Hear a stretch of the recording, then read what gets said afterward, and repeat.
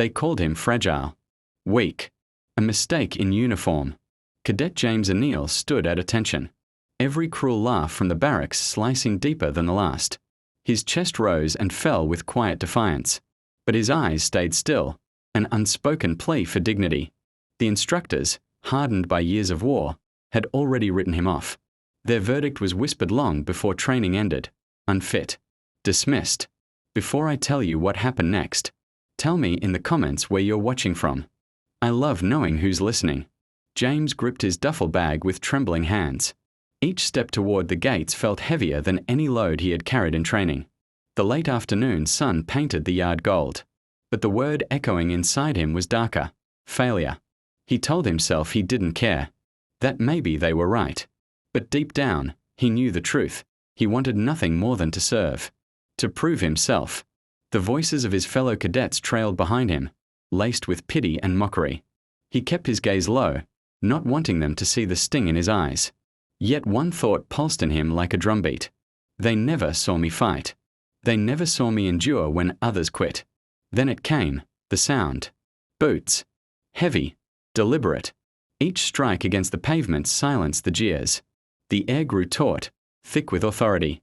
A Marine stepped forward, broad-shouldered, battle-worn.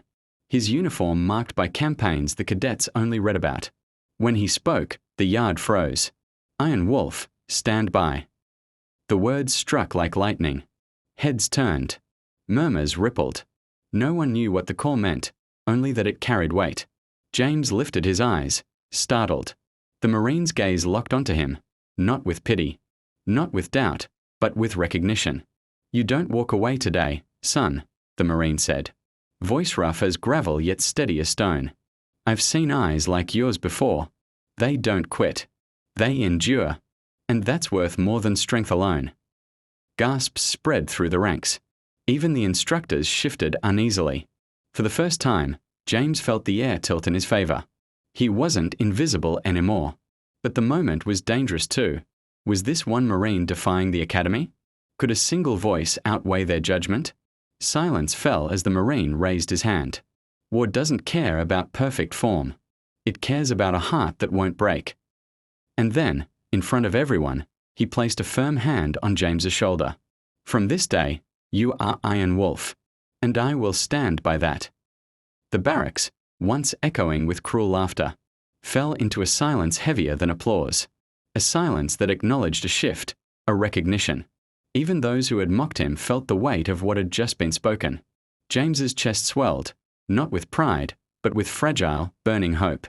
He thought he had lost dignity forever. He was wrong. In that moment, dismissal became redemption.